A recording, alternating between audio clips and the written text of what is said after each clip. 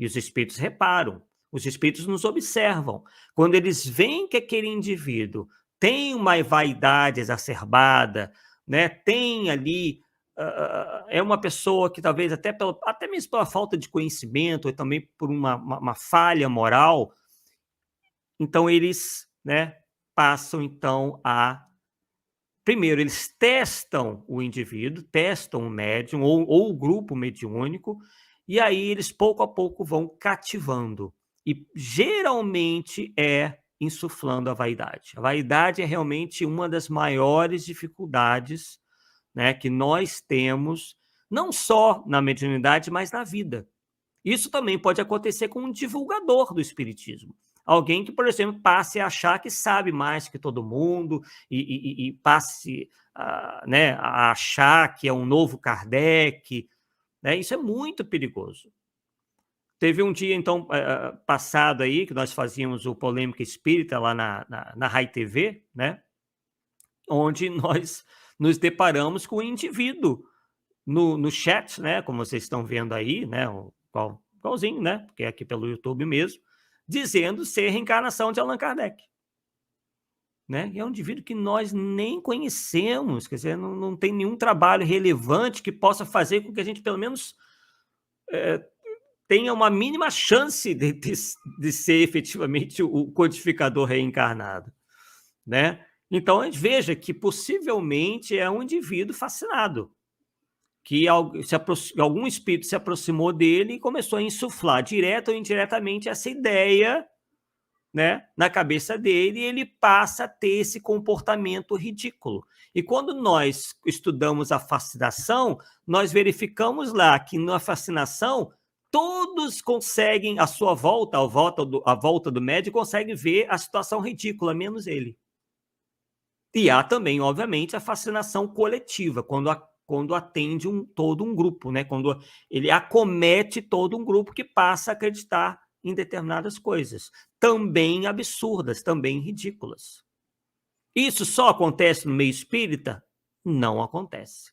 Temos estudado aí repetidamente algumas seitas, né, ou até mesmo movimentos religiosos mais fundamentados, mais consolidados, em que indivíduos, grupos inteiros passam por esse processo de fascinação.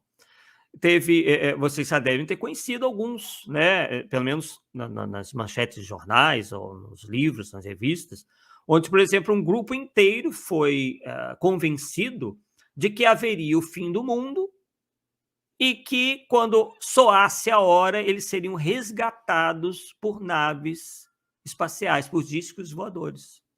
E aí o líder da tal seita, né, no dia e hora marcada para aquele grande advento, deu uma cápsula para cada um, dizendo que aquilo ia facilitar para os ETs que eles fossem levados para um planeta qualquer, uma esfera qualquer, e o mundo ia se explodir, né, atrás deles, enquanto eles seriam o grupo salvo, porque eram pessoas especialíssimas, que seriam os únicos na face da Terra a serem salvos pelos tais extraterrestres em seus discos voadores.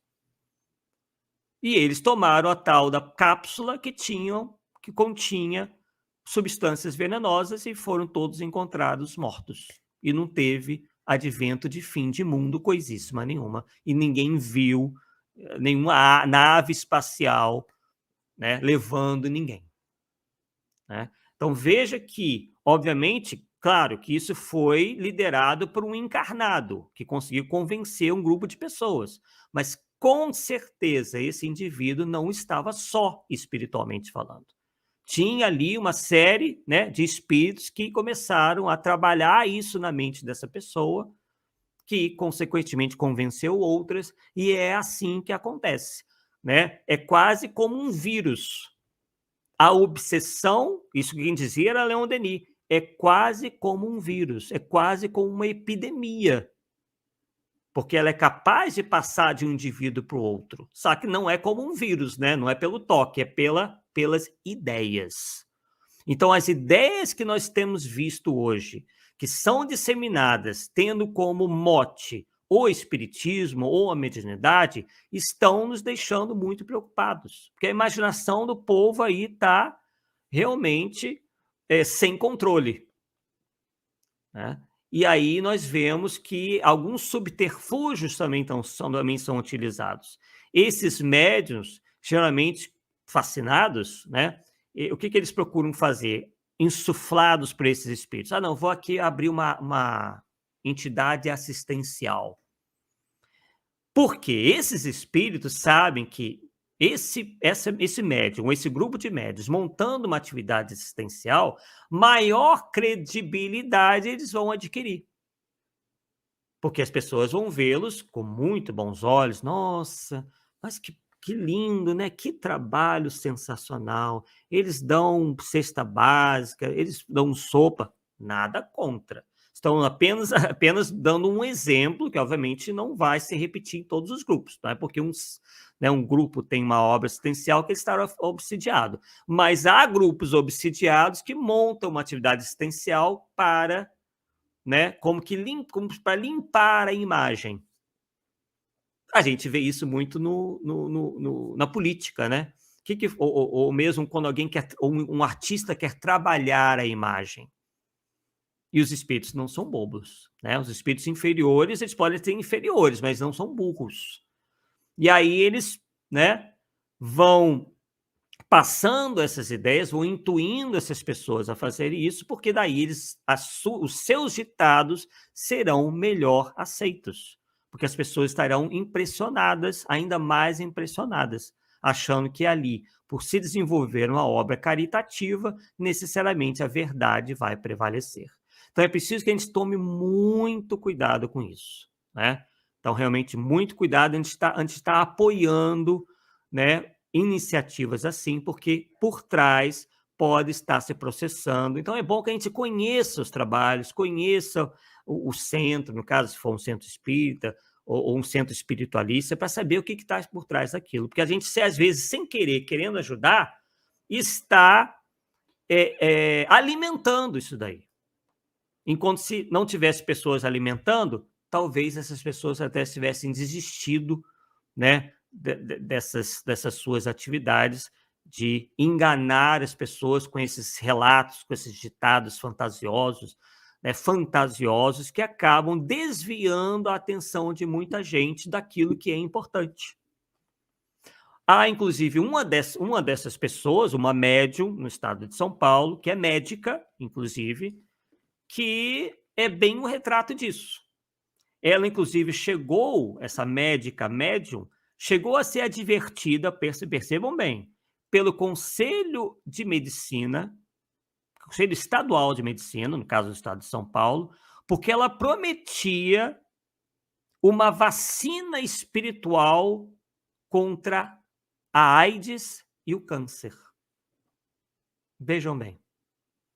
E ela dizia, e continua dizendo, né, que essa vacina foi trazida pelos ETs, pelos extraterrestres. E a gente foi, então, pesquisar, né?